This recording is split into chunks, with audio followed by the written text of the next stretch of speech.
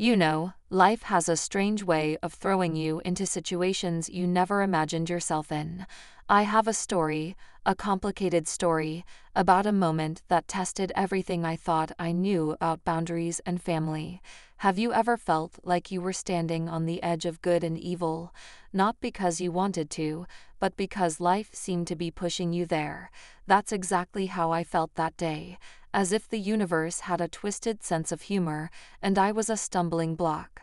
It started out as a seemingly ordinary Saturday afternoon, with nothing interesting going on. The sun was bright but unremarkable, and the house was silent, humming in a low rhythm of everyday monotony. I wasn't doing anything outstanding, just tackling some lazy weekend tasks. The house was quiet except for the rhythmic humming of the dryer in the background. I was going through my closet, figuring out what to sacrifice, and then I came across an old miniskirt. Don't get me wrong, I don't wear things like that anymore. Those days were behind me, or so I thought, but as soon as I held it in my hands, memories came flooding back. It was a piece of my youth, a time when confidence seemed easy and life seemed fun and free. On a whim, I decided to try it on. When I put it on, I wasn't expecting anything special, but when I looked in the mirror, I couldn't help but laugh. It fit tighter than I remembered, clinging in all the wrong, or maybe even right, places. I was just goofing around, wallowing in nostalgia, when I heard a knock on the door. Who could that be? I muttered to myself. My hair was a mess, and I wasn't dressed at my best. When I opened the door, I found Matthew, my nephew, standing there. But Matthew wasn't the child I remembered. He had grown up. In his 22 years, he was a broad-shouldered and quietly confident guy who could walk into a room and possess it without saying a word. He was holding a bag of tools and smiling his trademark easy smile. "Auntie, you called about the leaky faucet, remember?" "Yes," I replied, stammering. I completely forgot. I asked him to come over to fix the sink in the guest bathroom. I laughed. "Come on, it's the bathroom down the hall." As he walked past me, I noticed him stop for the briefest of seconds. His gaze darted to me, and then he quickly averted his eyes. Maybe it was just me, but I felt some kind of charge in the air, like an unspoken tension that made the atmosphere heavier, almost electric, as if the very air around us was waiting for something to happen. Somehow Matthew got busy with the sink, and I went back to my pantry, but I couldn't shake off the strange tension in the house. It wasn't bad, just unexpected. You know that feeling when someone's gaze lingers on you for a moment, even if they're trying to play it cool. I tried to brush it off, convincing myself that I was missing too much. He is my nephew, after all. But then, as I walked past the bathroom on my way to the kitchen, Matthew called out to me, "Hi, Auntie." "Yes," I replied, stopping where I stood.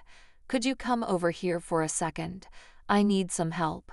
What happened next left me even more confused.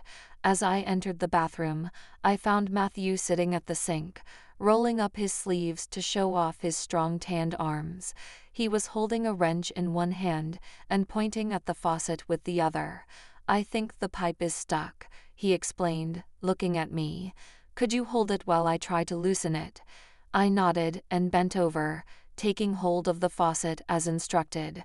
The bathroom was small, quite tiny, and suddenly we were shoulder to shoulder. I tried not to think about that closeness, but it was hard to ignore it, the warmth of his hand pressing against mine as he worked. I glanced at him, and then I noticed that Matthew wasn't just focused on the pipe. His eyes kept moving back and forth to me, as if he were trying to understand something. It was nothing special. No one else would have noticed it, but I did notice. "Is everything okay?" I asked, breaking the silence. He looked at me and hesitated for a split second. Then he smiled his usual easy smile. "Yeah, just trying to make sure I don't mess up your sink." I laughed nervously, trying to dispel the tension. "Well, you're the expert, so no pressure." But when I said that, I couldn't help but notice the way his gaze lingered for a moment. After a few minutes, he finally loosened the tube and stood up, wiping his hands on his jeans. It's all set. Should be good as new. Thanks, I said, trying to sound casual. You're a lifesaver. He leaned against the counter and looked at me with an expression I couldn't understand. You know, Auntie, I don't think I've ever seen you wear something like this before. It's different, but it suits you in a way I didn't expect. I froze for a second, my cheeks flushed. Oh, this. I laughed, awkwardly pulling back the hem of my miniskirt. It's just something I found in the depths of my closet. I was going to donate it. Matthew didn't answer right away.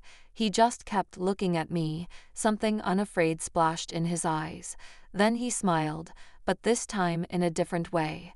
Well, it suits you, he said, his voice softer than usual.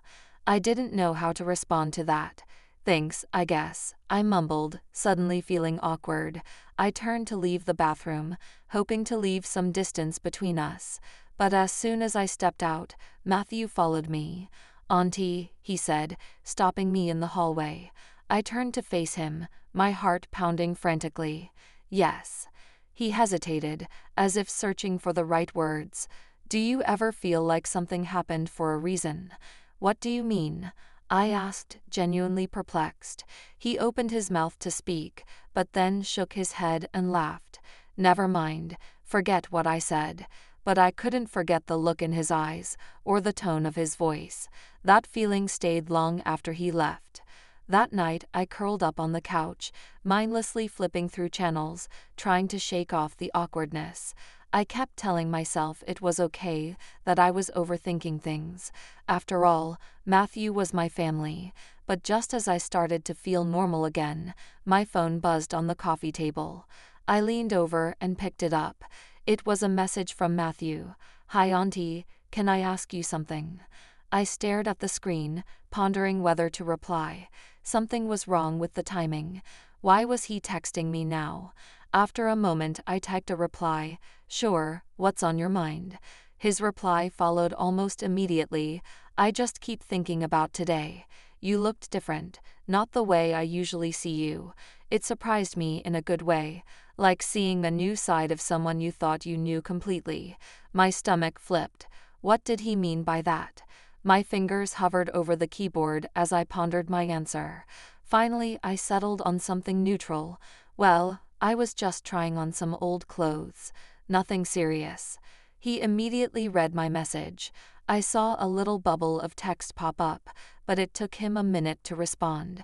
When his message finally appeared, it took me by surprise. You looked really good. I'm serious. I stared fixedly at the screen. Was it just a harmless compliment or something more? I wasn't sure how I felt, let alone how to respond. As I sat there staring at the screen, my thoughts raced. It seemed to me that every moment of my interaction with Matthew that day had been replayed in vivid detail. His hesitation, his glances, even the tone of his voice, it all added up to something I didn't know how to digest. I took a deep breath, making my fingers hover over the keyboard. Finally, I typed, "Thank you, Matthew. That's very nice of you." I hoped that would end the conversation, but part of me knew it wouldn't. The vial of writing appeared again, and my heart raced. I'm sorry if I'm being weird, its message read. I don't know. Today was different. It's hard to explain. I stared at the words, not knowing what to say back. The room grew heavy, as if the weight of the conversation was weighing on me. It's okay. I finally typed back. We all have days like this. Don't think about it too much. I hit the send button and hoped that would be enough to bring closure. But in the back of my mind, I couldn't shake the feeling that this was just the beginning of something more complicated than what I was prepared for.